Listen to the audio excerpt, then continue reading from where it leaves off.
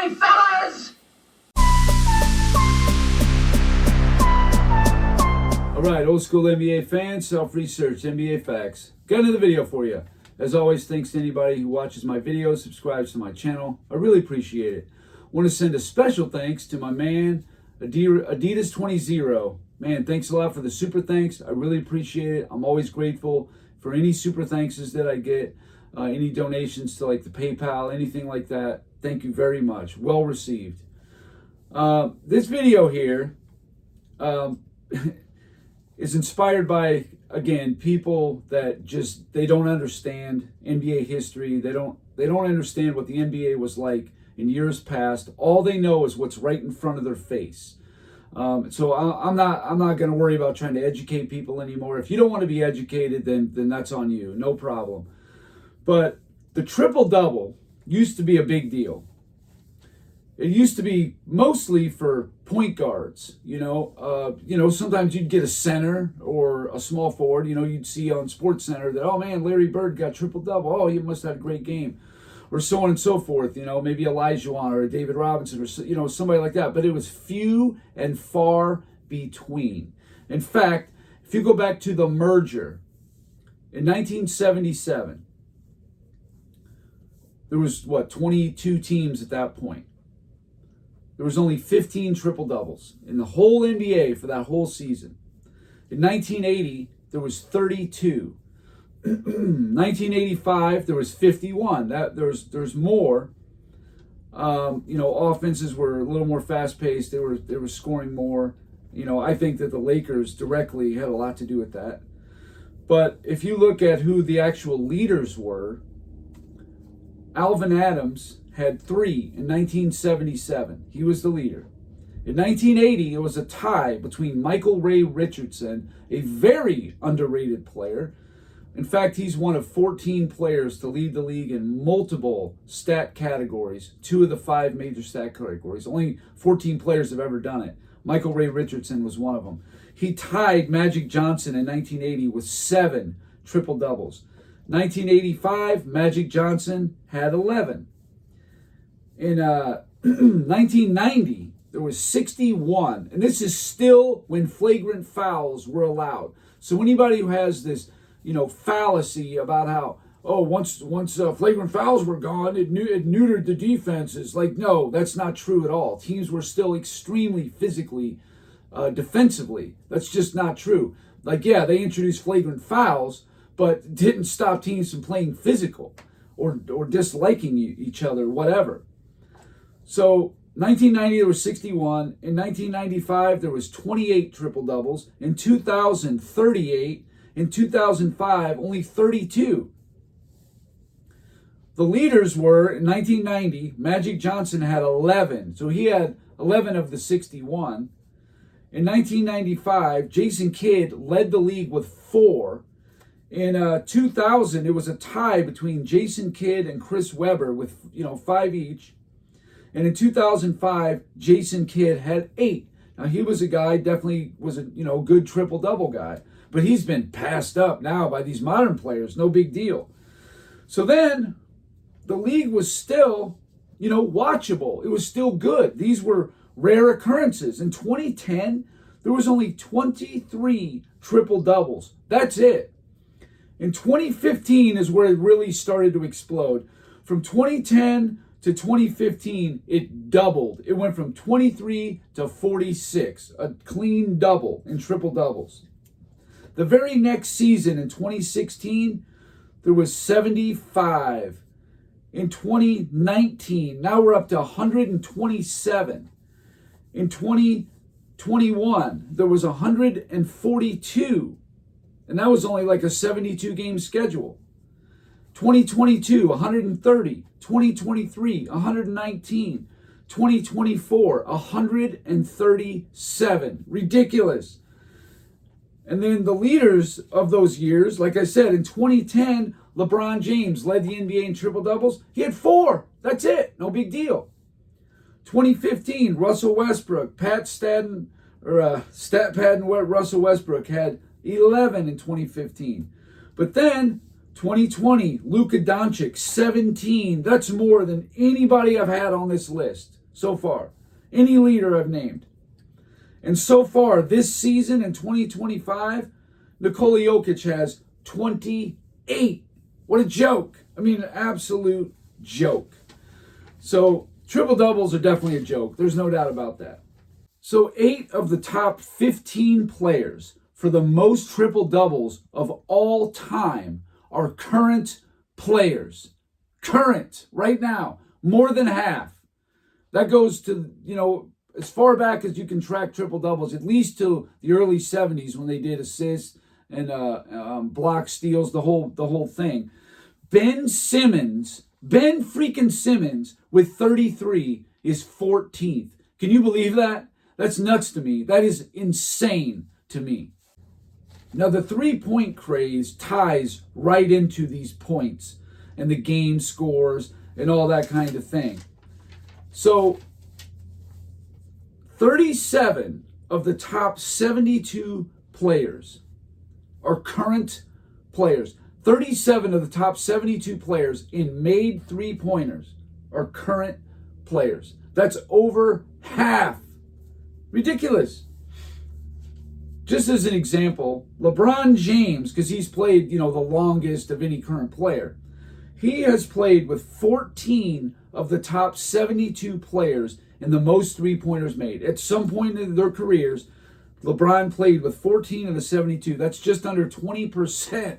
I mean, that's of all time, not just the current players or the ones in the last 20 years. I mean, ever since 1980 when they introduced the three-point line.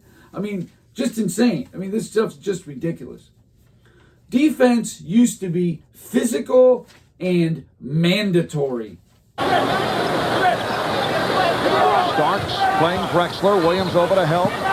Good switching by the Knicks. Duckworth. And Drexler and Mason have words. But Williams steps between. After Mason knocked it away. And away. Yes. Oh, we have something brewing here. Anthony Mason involved along with Chris Morris. John Starks is 4 for 4 from the field. He has 9 points. Knicks trail by 2. Oh, the foul is called on Starks, a pushing foul. John Starks taking on Rambis with his hands. That was a blatant foul. And he might have intended to. And those who thought that there weren't athletes back then, they're mistaken. Take another look at John Starks' amazing move, how he elevated to the hoop, kept going higher and higher, and then the arms stretched out like Julius. But there was a genuine disdain for each other, and it even got dirty at times. 97-81 Pistons came into this game losing the first 2 at Boston Garden, knowing they had to win this game to have any kind of hope of getting back in the series. Well, they certainly have responded to the challenge, but they got that master man there trying to find open people. C-Sting, and the 24-second clock goes down, and Bird and Laimbeer go at it.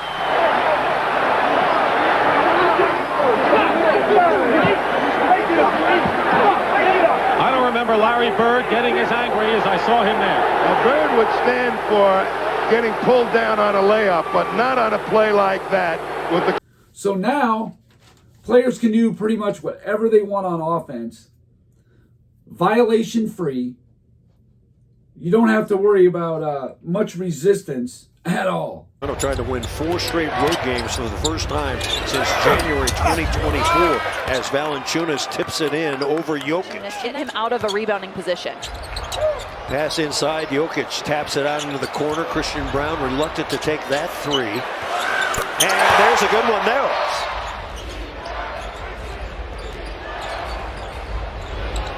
Now on the dribble drive, that shot is good. He's got 9 points starting for Malik Monk. Now Porter. Porter on the dribble drive. Nice work. A little Euro at the end. Down went Keegan Murray. Kings pretty good on the road at 17-14. Just 15-14 at home. And that one rolls home easy. The Nuggets got to within 5 and immediately Sacramento again. Christian Brown. With the double team already on. Into Jokic. Jokic around the corner, put it up and in. Because of this offensive explosion, you can't compare stats to the defensive eras of the past.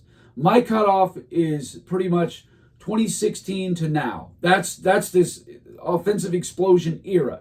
Anything before that, maybe even 2015 or even 14, but definitely right around the mid-2010s. Anything after that is not comparable to the eras of the past. I mean, it's no different than, the first era, like say before up to the merger. You think anybody's going to average over 25 rebounds a game in the playoffs for their career like Bill Russell? No, of course not. Again, you can't compare the eras in certain stats. So I don't want to hear about that stuff anymore. Players put up crazy games is the norm now. 7 for 7, but it's overshadowed by the 48 for Towns. Towns looking for a 50-burger.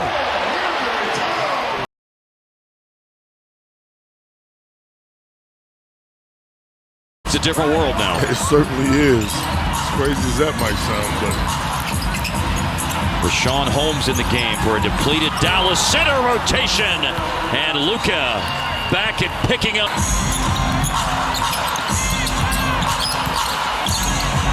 Luka fading, hitting again. The dazzling display continues. No good for Ice Trey. And it's Luka grabbing the rebound and still going and scoring. Game scores are a joke now, too. Game scores started in 1984, but 56 of the top 100 game scores ever in the last 40, I guess this is the 41st season of it, they're from 2016 to today. 56 of the top 100 game scores are from 2016 to today. Over half. So the previous 31, 32 years, they only got, 44. And if you want to go even farther with it, 72 of the top 100 are from 2004 to now. What a joke. Top games, 28 of the top 100 game scores from 1984 to 2003. Only 28, those 20 years. Then the 20 after it's got 72. Again, not comparable. Did you know that from 1970 to 2018, there were only 2 players with multiple 50-plus point playoff games? That's 48 years. And it was only Michael Jordan with 8, Allen Iverson with 3. That covers 48 years. 2 players had multiple 50-point playoff games in that entire period. Nuts. But from 2019 to today, there are 4 players with multiple 50-plus point games. Jason Tatum, Jamal Murray, Donovan Mitchell, Damian Lillard, and I'm sure more are going to follow. I mean, it's insane. In closing, even if teams try to play defense. Nice steal. There's some positivity. Give it to Westbrook. Score it! And a foul! They are also fighting the league. You just don't see defensive sequences like this anymore. Out to set a pick. Here's Starks, changed his mind. Plenty of time on the shot clock, down to 10. Ewing for Smith. Smith. Strip. Smith. Stop. Smith. Stopped again by Pippen. What a play by Scottie Pippen. Final seconds. Jordan for Armstrong. And the Bulls have defeated the Knicks. The Chicago Bulls with a couple of spectacular plays. So anyway, that's all I got for this video. Thank you guys for watching. I really appreciate it. If you liked the video, please hit the like button. If you haven't subscribed already, please do. I try to give daily content just like this. And anyway, that's it. Until next time.